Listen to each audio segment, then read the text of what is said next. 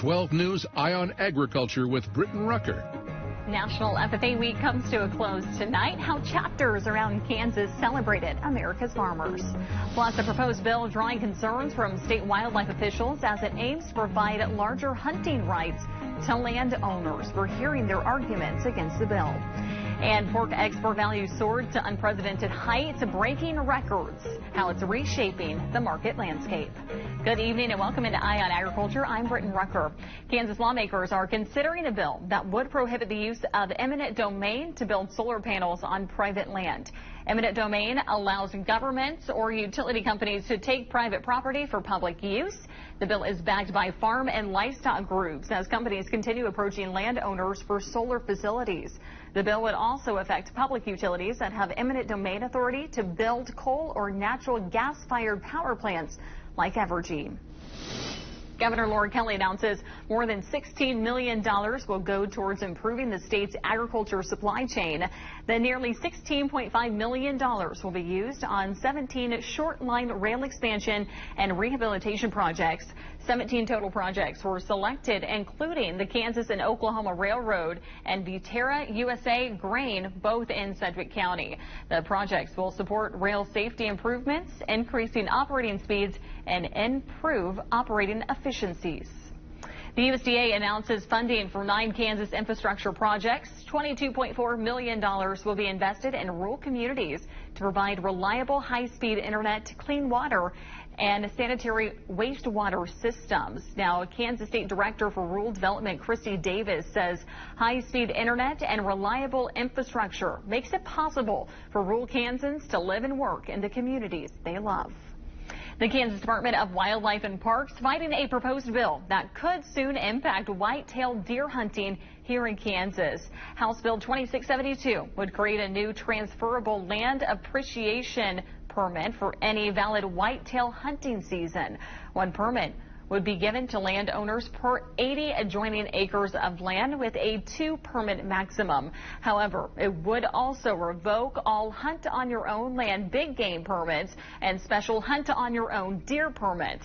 Wildlife and Parks argue this would cost the agency millions of dollars and hurt the state's white-tailed deer population. If we lose our reputation as a trophy white-tailed deer state, then the value for every one of those landowners goes down. Other states that got greedy and had a high-quality deer population, they issued more tags to make more money, and then the overharvest resulted in a decline. KDWP Secretary adds that the bill essentially cuts out the little man and gives all major hunting rights to people who own large amounts of land. The bill is now on general orders in the House, and the Committee on Agriculture and Natural Resources budget recommends the bill be passed. The Kansas Department of Transportation looking for drivers to take part in a survey on road usage across the state. The study is open to anyone in any portion of the state, but they are looking for drivers in rural areas of Kansas, especially those of you who drive medium-duty vehicles and tractor trailers and in agricultural capacity. The data will be used to explore how a pay-per-mile road usage charge could potentially replace the current gas tax as a new way to fund roads and bridges. You can earn up to $100 for participation. We shared a link on where you can participate in the links we mentioned section on our 12 News app and website. In 2023, pork export values soared to unprecedented highs, breaking records and reshaping the market landscape.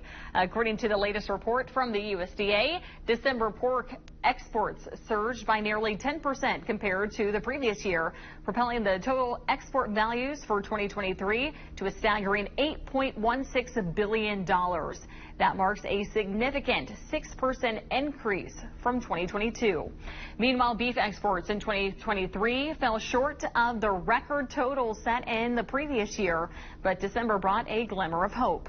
The U.S. Meat Export Federation says December exports were the largest since August, with export values increasing by 10% year over year. People living in Gossel got to see a parade of tractors driving downtown. It was National FFA Week this week, and students at Gossel High School got a chance to drive their tractors to school. It's become a community event that's done every year. Driving by the elementary school and seeing all the little kids, they all liked it a lot, so they get to see it, and hopefully most of them will get into it as they get older. I think it's something different that helps them get energized about coming to school. It's not just the daily grind. It's something new. It's something different. So it helps change their day, change their perspective. And sometimes that's enough just to make them excited about where they're going.